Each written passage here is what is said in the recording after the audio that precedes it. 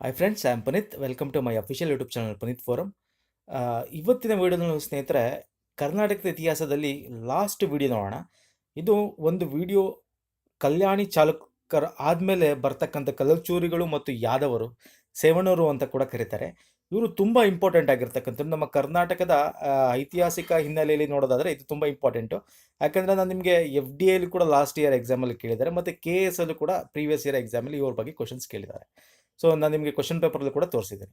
So ಈ video ಮಾತ್ರ ತುಂಬ ಇಂಪಾರ್ಟೆಂಟ್ ಆಗಿರ್ತಕ್ಕಂಥದ್ದು. ಸೊ ಈ ವಿಡಿಯೋ ದ ಕಂಪ್ಲೀಟ್ ಕರ್ನಾಟಕದ ಇತಿಹಾಸ ನೀವು ತಿಳ್ಕೊಬೇಕಂದ್ರೆ ಅದ್ರ ಪ್ಲೇಲಿಸ್ಟ್ ಕಂಪ್ಲೀಟ್ ವಿಡಿಯೋ ನಾನು ನಿಮಗೆ ಈ ಒಂದು ಡಿಸ್ಕ್ರಿಪ್ಷನ್ ಬಾಕ್ಸ್ ಮತ್ತು ಕಮೆಂಟ್ ಸೆಕ್ಷನಲ್ಲಿ ಹಾಕಿರ್ತೀನಿ. ಅದ್ರ ಮೇಲೆ ಕ್ಲಿಕ್ ಮಾಡಿದ್ರೆ ನಿಮಗೆ ಕಂಪ್ಲೀಟ್ ವಿಡಿಯೋಸ್ ನೀವು ಕರ್ನಾಟಕ ಇತಿಹಾಸ ನೋಡ್ಬೋದು. ಇದು ಸೆವಣರು ಮತ್ತು ಕಲುಚೂರಿಗಳು ಅಂದರೆ ನಿಮಗೆ ಬಸವಣ್ಣನವರು ಗೊತ್ತಿದ್ದಾರೆ, ಕ್ರಾಂತಿಕಾರಿ ಬಸವಣ್ಣನವರು.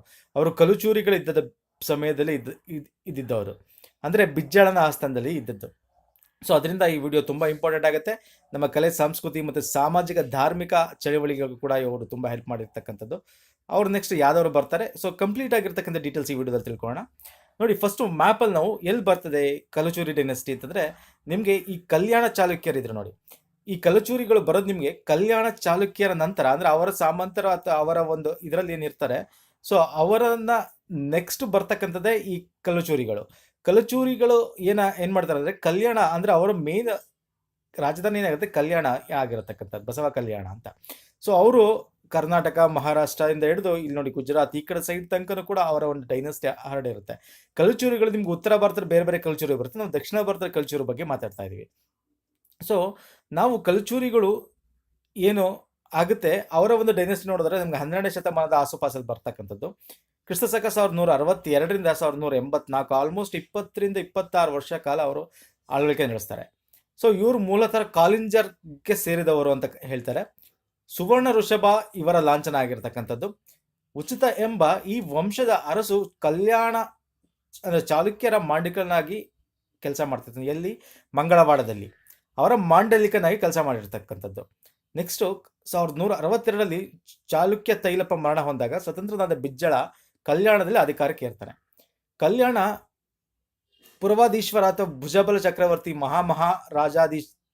ರಾಜ ಮುಂತಾದ ಬಿರುದುಗಳನ್ನು ಬಿಜ್ಜಳ ಹೊಂದಿರ್ತಾನೆ. ಅಂದರೆ ಅವನಿಗೆ ಕಲ್ಯಾಣ ಪರಮಾಧೀಶ್ವರ, ಭುಜಬಲ ಚಕ್ರವರ್ತಿ, ಮಹಾರಾಜಾದಿರಾಜ ಅಂತಕ್ಕಂಥ ಬಿರುದುಗಳಿರ್ತವೆ ಅಂತ ಅರ್ಥ.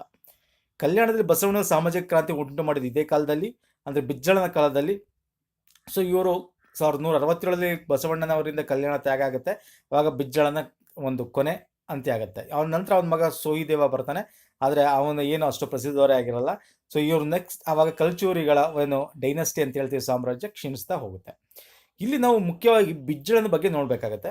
ಸೊ ಎರಡನೇ ಬಿಜ್ಜಳನ ಕಾಲ, ಯಾಕಂದರೆ ಆಳ್ವಿಕೆ ನಡೆಸಿದ ಕಲ್ಲುಚೂರಲ್ಲಿ ಪ್ರಸಿದ್ಧನಾಗಿರ್ತಕ್ಕಂಥದ್ದವರೇ ಒಂದು ಪೆರ್ಮಾಡಿ ಮತ್ತು ನಾಗದೇವಿಯ ಮಗ ಆಗಿರ್ತಾರೆ. 6ನೇ ವಿಕ್ರಮಾದಿತ್ಯ ಮೊಮ್ಮನಾದ 2ನೇ ಬಿಜ್ಜಳನು ಕಲುಚೂರಿ ವಂಶ ಅತ್ಯಂತ ಪ್ರಸಿದ್ಧ ರಾಜ. ಇವನು ಕಲ್ಯಾಣ ಚಾಲುಕ್ಯರನ್ನು ಮೂಲೆಗೆಂಪು ಮಾಡಿ ಸ್ವತಂತ್ರ ಕಲುಚೂರಿ ರಾಜ್ಯ ಸ್ಥಾಪಿಸ್ತಾನೆ. ಇಮ್ಮಡಿ ಬಿಜ್ಜಳ ಅಂತ ಕೂಡ ಒಬ್ಬ ಇರ್ತಾನೆ, ಅವನಿಂದ ಬರೋದು. ಆದರೆ ಸ್ಥಾಪಕ ಅಂತ ನಾವು ಜಾಸ್ತಿ ಕರೆಯೋದು 2ನೇ ಬಿಜ್ಜಳನ್ನೇ. ಇವನಿಗೆ ತ್ರಿಭುವ ಮಲ್ಲ, ನಿಶಾಂಕ ಮಲ್ಲ, ಶನಿವಾರ ಸಿದ್ಧಿ, ಕಾಲಾಚಾರ್ಯ ಚಕ್ರವರ್ತಿ ಈ ಥರ ಬಿರುದುಗಳಿರ್ತದೆ. 2ನೇ ಬಿಜ್ಜಳನ ಮಂತ್ರಿ ಮತ್ತು ಭಂಡಾರದ ಅಧಿಕಾರಿಯೇ ವೀರಶೈವ ಧರ್ಮ ಪ್ರವರ್ತಕ ಬಸವಣ್ಣನವರು. ಸೊ ಇವರು ಮಂಗಳವಾಡದಿಂದ ಕಲ್ಯಾಣಕ್ಕೆ ರಾಜನೇ ಬದಲಾವಣೆ ಮಾಡ್ತಾರೆ. ಇವನ ಕಾಲದಲ್ಲಿ ಸಾಮಾಜಿಕ ಮತ್ತು ಧಾರ್ಮಿಕ ಕ್ರಾಂತಿ ಉದ್ದೇಶಿಸುತ್ತೆ. ಇಲ್ಲಿ ನಾವು ಮುಖ್ಯವಾಗಿ ಗಮನಿಸಬೇಕಂದ್ರೆ, ಭಕ್ತಿ ಬಂಡರೆ ಬಸವಣ್ಣನವರು ಕಲ್ಯಾಣದಲ್ಲಿ ನಡೆದ ಕೆಲ ಘಟನೆಗಳಿಂದ ನಿಮ್ಗೆ ಗೊತ್ತಿದೆ, ಅವರು ದಲಿತರು ಎಲ್ಲರನ್ನೂ ತಮ್ಮ ಒಂದು ಕಡೆ ಸೇರಿಸ್ಕೊಂಡು ಒಟ್ಟಿಗೆ ಹೋಗಬೇಕು ಅಂತೇಳಿ ವೀರಶೈವ ಮತವನ್ನೇ ಸ್ಥಾಪನೆ ಮಾಡಿರ್ತಕ್ಕಂಥವ್ರು. ಸೊ ಅದರಿಂದ ಬಸವಣ್ಣನವರು ಈ ಅನುಯಾಯಿಗಳ ವಿರುದ್ಧ ಬಿಜ್ಜಳ ಕೈಗೊಂಡ ಕ್ರಮ ಏನಿದೆ ಇದು ತಪ್ಪು ಅಂತೇಳಿ, ಇದರಿಂದ ಅವರು ಕಲ್ಯಾಣವನ್ನು ತ್ಯಜಿಸಿ ಹೋಗ್ತಾರೆ. ಪರಿಣಾಮ ಕಲ್ಯಾಣದಲ್ಲಿ ಕ್ರಾಂತಿ ಮತ್ತು ಬಿಜ್ಜಳ ಅಂತ್ಯಕ್ಕೆ ಇದು ಕಾರಣ ಆಗ್ತಕ್ಕಂಥದ್ದು. ಕ್ರಿಸ್ತಶಕ 1168ರಲ್ಲಿ ಬಿಜ್ಜಳ ಕೊಲ್ಲಲ್ಪಡ್ತಾನೆ. ಆಮೇಲೆ 1184ರಲ್ಲಿ ಕಲ್ಯಾಣ ಚಾಲುಕ್ಯ ದೊರೆ 4ನೇ ಸೋಮೇಶ್ವರ ಕಲುಚೂರಿ ದೊರೆ ಸಿಂಗಣ್ಣನ ಸೋಲಿಸಿ ಪುನಃ ಕಲ್ಯಾಣನ ಆಕ್ರಮಿಸಿಕೊಂಡು ಬರ್ತಾನೆ. ಸೊ ಆಲ್ಮೋಸ್ಟ್ 26 ವರ್ಷ ಅವರು ಮಾಡ್ತಾರೆ. ಸೊ ಇವ್ರು ನೆಕ್ಸ್ಟ್ ನಾವು ನೋಡೋದಾದ್ರೆ, ಅಂದರೆ ಈ ಕಲ್ಯಾಣ ಬಿಜ್ಜಳ ಅಂದರೆ ಪುನಃ ಏನು ಮಾಡ್ತಾರೆ ಇವ್ರು ನೆಕ್ಸ್ಟ್, ನಮಗೆ ಕಲ್ಯಾಣ ಚಾಲುಕ್ಯರು ಬಂದರೂ ಕೂಡ ಅವರು ನಶಿಸಿ ಹೋದ್ಮೇಲೆ ಹೊಯ್ಸಳರು ಬರ್ತಾರೆ. ಅಂದರೆ ಕಲುಚೂರಿ ನೆಕ್ಸ್ಟ್ ಹೊಯ್ಸಳು ಬರ್ತಾರೆ. ನಾವು ಹೊಯ್ಸಳು ಆಲ್ರೆಡಿ ಮಾಡಿದ್ದೀನಿ, ಮತ್ತು ನಿಮಗೆ ಕಲ್ಯಾಣ ಚಾಲುಕ್ಯರು ಮಾಡಿದ್ದೀನಿ. ಅದೆರಡರ ಮಧ್ಯ ಈ ಒಂದು ಕಲುಚೂರಿಗಳು ಬರ್ತಕ್ಕಂಥದ್ದು. ಸೊ ಈ ಹೊಯ್ಸಳರು ಏನು ಮಾಡ್ತಾರೆ, ಸ್ವಲ್ಪ ಕೆಳಗೆ ಅಂತಂದರೆ ನಿಮ್ಗೆ ಹೊಯ್ಸಳ ದ್ವಾರ ಸಮುದ್ರ ನಿಮ್ಗೆ ಗೊತ್ತಿದೆ. ಸೊ ಅಲ್ಲಿ ಅಂದರೆ ಈಗಿನ ಹಾಸನ, ಹಳೆಬೀಡು, ಬೇಲೂರು ಆ ಒಂದು ಇದರಲ್ಲಿ ಅವರು ಇದು ಮಾಡ್ತಾರೆ. ಮತ್ತು ಈ ಕಡೆ ನಾರ್ತ್ ಅಂತಂದ್ರೇನು, ಈ ಕಲ್ಚೂರಿಗಳು ಆಡ್ತಿದ್ರಲ್ಲ ಆ ಒಂದು ಜಾಗನ ಯಾದವರು ಆಕ್ರಮಿಸ್ಕೋತಾರೆ. ಸೊ ನಾವು ಯಾದವರ ಬಗ್ಗೆ ನೋಡಿದ್ರೆ ಫಸ್ಟ್ ಮ್ಯಾಪಲ್ಲಿ ನೋಡ್ಕೊಳ್ಳೋಣ. ಸೆವಣೂರು ಅಂತಾನೆ ಕಡಿತೀವಿ. ಇವರು ಆಲ್ಮೋಸ್ಟ್ ಕರ್ನಾಟಕ, ಮಹಾರಾಷ್ಟ್ರ, ಗೋವಾ, ಇಲ್ಲಿ ನೋಡಿ ಯಾದವಾಸ್ ಅಂತಿದೆ ನೋಡಿ, ಈ ಏರಿಯಾ ಇದೆಯಲ್ಲ ಇಲ್ಲಿ ನೋಡಿ, ಇದು ಗುಜರಾತ್. ಇಲ್ಲಿ ಕರ್ನಾಟಕ ರೀಜನ್ನು, ಮಹಾರಾಷ್ಟ್ರದ ರೀಜನ್ನು ಮತ್ತು ಗೋವಾ ಇದೆಲ್ಲ ಸೇರಿ ಆಳ್ವಿಕೆ ನಡೆಸ್ತಾ ಇರ್ತಾರೆ. ಇವರ ಕೆಳಗೆ ಇಲ್ಲಿ ನೋಡಿ, ಇವರ ಕೆಳಗೆ ಹೊಯ್ಸಳರು, ಈ ಕಡೆ ಕಲ್ಚೂರಿ ನಂತರ ಹೊಯ್ಸಳರು ಆಳ್ವಿಕೆ ನಡೆಸ್ತಾ ಇರ್ತಾರೆ. ಇಲ್ಲಿ ಯಾದವರು ನೋಡೋದಾದ್ರೆ ನಿಮ್ದು ಹೊಯ್ಸಳರ ಬಗ್ಗೆ ಆಲ್ರೆಡಿ ವಿಡಿಯೋ ಆಗಿದೆ. 8ನೇ 6ನೇ 6ನೇದು 7ನೇದು ವಿಡಿಯೋ ಬರ್ಬೇಕು ನೋಡಿ ವಿಡಿಯೋ. ಇಲ್ಲಿ ಯಾದವರು ನೋಡೋದಾದ್ರೆ ಇವರು ನರ್ಮದಾ ನದಿಯ ದಕ್ಷಿಣ, ಅಂದ್ರೆ ನರ್ಮದಾ ನದಿ ಏನಿಲ್ಲ ಹರಿಯುತ್ತೆ ಇಲ್ಲಿಂದ ದಕ್ಷಿಣಕ್ಕೆ, ಮತ್ತೆ ಇಲ್ಲಿ ತುಂಗಾಭದ್ರಾ ನದಿ, ಈ ತುಂಗಾಭದ್ರಾ ನದಿಯ ಉತ್ತರಕ್ಕೆ, ಇದಿಷ್ಟು ಅವರ ಒಂದು ಸಾಮ್ರಾಜ್ಯವಾಗಿ ಮಾಡ್ಕೊಂಡಿರ್ತಾರೆ. ಸೊ ಇಲ್ಲಿ ನಾವು ಯಾದವರು ಕೂಡ ತುಂಬಾ ಇಂಪಾರ್ಟೆಂಟ್ ಆಗುತ್ತೆ, ಯಾಕಂದ್ರೆ ಇವರು ಮರಾಠಿ ಮತ್ತೆ ಕನ್ನಡದಕ್ಕೆ ತುಂಬಾ ಪ್ರೋತ್ಸಾಹ ಕೊಟ್ಟಿರೋದು. ಇವರ ಒಂದು ಆಸ್ಥಾನದಲ್ಲಿ ಮರಾಠಿಯರು ಮತ್ತು ಕನ್ನಡದ ವಿದ್ವಾಂಸರು ಕೂಡ ಇರ್ತಾರೆ.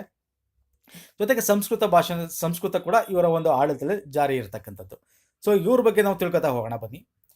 ಯಾದವರು ಅಂದ್ರೆ ಸೆವಣರು, ಯಾಕಂದ್ರೆ ಇದೆಲ್ಲ ಇದೆಯಲ್ಲ UPSC, ಈಗ ಇದು ಬರೀ ಕರ್ನಾಟಕ ಇತಿಹಾಸ ಅಂದ ತಕ್ಷಣ ನಿಮಗೆ KPSC ಮಾತ್ರ ಅಂತಲ್ಲ, UPSC ಕೂಡ ಹೆಲ್ಪ್ ಆಗುತ್ತೆ. ಯಾಕಂದ್ರೆ UPSC ಅಲ್ಲಿ ಆಲ್ರೆಡಿ ಕೇಳಿದ್ದಾರೆ ಕ್ವಶನ್ಸ್ನ ನಿಮಗೆ, ವಿಜಯನಗರ ಅರಸರು, ಹೊಯ್ಸಳರ ಬಗ್ಗೆ ಮತ್ತೆ ರಾಷ್ಟ್ರಕೂಟರ ಬಗ್ಗೆ ಕೇಳಿದ್ದಾರೆ. ಸೊ ಇದು ಕೂಡ ಇಂಪಾರ್ಟೆಂಟ್ ಆಗ್ತಕ್ಕಂಥದ್ದು.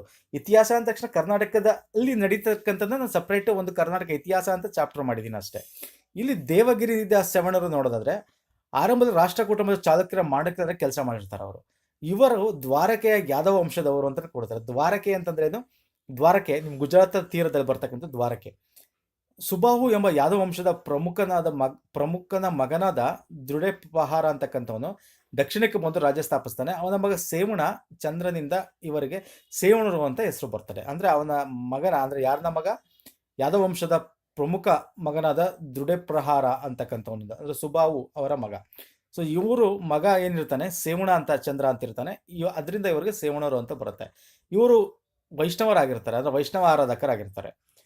ನಿಮ್ ಬಿಜ್ಜಳ ಆಸ್ಥಾನದಲ್ಲಿ ಶೈವ ಆರಾಧಕರಾಗಿರ್ತಾರೆ ಅವರು, ಶೈವರು. ಓಕೆ, ಕಲಚೂರಿಗಳಲ್ಲಿ ಗರುಡ ಇವರ ಲಾಂಛನ ಆಗಿರ್ತಕ್ಕಂಥದ್ದು. ಸೇವಣರು ದೇವಗಿರಿ, ಮಹಾರಾಷ್ಟ್ರದ ದೌಲತಾಬಾದ್, ದೇವಗಿರಿ ಅಂತಕ್ಕಂಥದ್ದು ಅವರ ರಾಜಧಾನಿ. ಇವಾಗಿನ ಮಹಾರಾಷ್ಟ್ರದ ದೌಲತಾಬಾದ್ ಅದು ಇವಾಗಿನ ಪ್ಲೇಸು. ಸೊ ಅದು ರಾಜಧಾನಿ ಆಗಿರುತ್ತೆ. ಇವರು ಕ್ರಿಸ್ತಶಕ 1173ರಿಂದ 92ರ ಅವಧಿಯಲ್ಲಿ 5ನೇ ಬಿಲ್ಲಮನ ಕಾಲದಿಂದ ಇವರು ಪ್ರಬಲರಾಗಿ ಮುಂದೆ ಬರ್ತಾರೆ. ಮತ್ತೆ 1186ರಲ್ಲಿ 5ನೇ ಬಿಲ್ಲಮ ಕಲ್ಯಾಣವನ್ನು ವಶಪಡಿಸ್ಕೊತಾನೆ.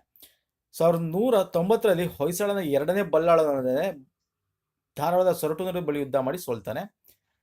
ಸೇವಣರಲ್ಲಿ 2ನೇ ಸಿಂಗಣ ಅತ್ಯಂತ ಪ್ರಖ್ಯಾತ ದೊರೆ. ಆದರೆ ದೆಹಲಿ ಸುಲ್ತಾನರ ಸೇವಣರು ಕ್ರಿಸ್ತಶಕ 1318ರಲ್ಲಿ ಸಂಪೂರ್ಣವಾಗಿ ಸೋಲ್ತಾರೆ. ಅಂದ್ರೆ ದೆಹಲಿ ಸುಲ್ತಾನರ ಆಕ್ರಮಣ, ಅಲ್ಲಾವುದ್ದೀನ್ ಕಾಲದಲ್ಲಿ, ಅಲ್ಲಾವುದ್ದೀನ್ ಖಿಲ್ಜಿ ಆಗಿರ್ಬೋದು. ಸೊ ಮತ್ತೆ ಅವರ ಕಾಲದಲ್ಲಿ ಏನು ಆಕ್ರಮಣ ನಡೆಯುತ್ತೆ ನಮ್ಮ ದಕ್ಷಿಣ ದಂಡೆತ್ ಬರ್ತಕ್ಕಂಥದ್ದು. ಸೊ ಮಲ್ಲಿಕ್ ಕಾಫರ್, ಸೊ ಆ ಟೈಮಲ್ಲಿ ಇದಾಗತಕ್ಕಂಥದ್ದು. ಸೊ 3ನೇ ಸಿಂಗಣ ಯಾದವ ವಂಶದ ಕೊನೆಯ ರಾಜ. ಇವನು ದೆಹಲಿ ಸುಲ್ತಾನ ಮಾಂಡಲಿಕನಾಗಿರ್ತಾನೆ.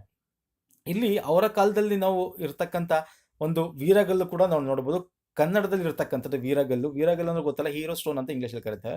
ಇದು ಸಿಂಹನ 2 ಮಾಡಿರ್ತಕ್ಕಂಥ ವೀರಗಲ್ಲು, ಅವನ ವಿಜಯದ ಬಗ್ಗೆ ತಿಳಿಸ್ತಕ್ಕಂಥದ್ದು. ಇದು ಶಿವಮೊಗ್ಗದಲ್ಲಿ, ಸೊರಬ ತಾಲೂಕಿನ ಶಿವಮೊಗ್ಗದಲ್ಲಿ ಸಿಕ್ಕಿರ್ತಕ್ಕಂಥದ್ದು. ಇದು ಇನ್ನೊಂದು ವೀರಗಲ್ಲು ನಿಮಗೆ ಯಾದವ ಕಿಂಗ್ ರಾಮಚಂದ್ರನ ಕಾಲದಲ್ಲಿ ಬೆಳ್ಳಿಗಾವಿ ಅಂತ ಶಿವಮೊಗ್ಗ ಡಿಸ್ಟಿಕ್ ಅಲ್ಲಿ ಸಿಕ್ಕಿರ್ತಕ್ಕಂಥದ್ದು. ಸೊ ಇದು ಅವರ ಒಂದು ಕಲೆ ಬಗ್ಗೆನೂ ತಿಳಿಸುತ್ತೆ. ಮತ್ತೆ ಇಲ್ಲಿ ಮುಖ್ಯವಾಗಿ ನಾನು ನೆನಪಿಡ್ಬೇಕಾಗಿರೋದೇನು ಅಂದ್ರೆ ಅವರ ಬಿರುದುಗಳು. ನಿಮಗೆ ಯಾದವರು ಸೇವಣರಲ್ಲಿ ನಿಮಗೆ ರಾಜಧಾನಿ ಕೇಳಬಹುದು, ಮತ್ತೆ ಯಾವ ನದಿ ತೀರದ ಯಾವ ನದಿ ಅಂತ ಕ್ವಶನ್ಸ್ ಕೇಳ್ಬೋದು. ನರ್ಮದಾ ನದಿಯ ದಕ್ಷಿಣದಿಂದ ತುಂಗಭದ್ರಾ ನದಿಯ ಉತ್ತರದ ತನಕ. ಸೊ ಇಲ್ಲಿ ಅವರ ಒಂದು ಬಿರುದುಗಳು ಕೂಡ ಕೇಳ್ತಾರೆ. ಯಾಕಂದ್ರೆ FDA ಲಾಸ್ಟ್ ಇಯರ್ ಎಕ್ಸಾಮಲ್ಲಿ ಈ ಕ್ವಶನ್ ಬಂದಿತ್ತು ನೋಡಿ. ಸೇವಣರು ಮಹಾರಾಷ್ಟ್ರದಲ್ಲಿ ಹೇಮಡಾಪಂಥಿ ಎಂಬ ವಿಶಿಷ್ಟ ದೇವಾಲಯ ಕಟ್ಟಡ ನಿರ್ಮಿಸಿದರು. ಸೊ ಅವರ ಒಂದು ದೇವಾಲಯದ ಕಟ್ಟಡದ ಶೈಲಿ ಬಗ್ಗೆ ಕೇಳಿದ್ರು, ಹೇಮಡಾಪಂಥ ಅಂತ. ಸೊ ಅದರಿಂದ ಎಲ್ಲ ಒಂದು ಪಾಯಿಂಟ್ಸ್ಗಳು ಇಂಪಾರ್ಟೆಂಟ್ ಆಗ್ತಕ್ಕಂಥದ್ದು. ಇಲ್ಲಿ ಅವರ 2ನೇ ಬಿಲ್ಲನ ಒಂದು ಬಿರುದುಗಳ ಮಹಾಸಾವಂತ ವಿಜಯಾಭರಣ ಅಂತಕ್ಕಂಥದ್ದು. 3ನೇ ಬಿಲ್ಲಮನು ಯಾದವ ನಾರಾಯಣ ಅಂತ ಅವನ ಹೆಸರು. ಮಹಾದೇವ ಅಂತಕ್ಕಂಥ ಅವನಿಗೆ ಕೊಂಕಣ ಚಕ್ರವರ್ತಿ ಅಂತ ಬಿರುದಿತ್ತು. ಮಹಾದೇವ ಮಂತ್ರಿಯಾಗಿದ್ದ ಹೇಮಾದ್ರಿ ಚಿತ್ರವರ್ಗ ಚಿಂತಾಮಣಿ ಮತ್ತು ಕೈವಲ್ಯ ದೀಪಕ ಅಂತಕ್ಕಂಥದ್ದು ಬರೆದಿದ್ದಾನೆ. ವಾಗ್ಭಟನು ಅಷ್ಟಾಂಗ ಹೃದಯ, ಆರ್ಯವೇದ ರಸಾಯನ ಅಂತಕ್ಕಂಥದ್ದು ಬರ್ತಾನೆ. ಅಂದ್ರೆ ಅವರ ಆಸ್ಥಾನದ ಕವಿಗಳು. ಟಾಂಗದೇವ ಅಂತಕ್ಕಂಥ ಬೃಹಜ್ಜಾತಕದ ಮೇಲೆ ಬರೆದಿರ್ತಕ್ಕಂಥ ಟೀಕಾ ಗ್ರಂಥ.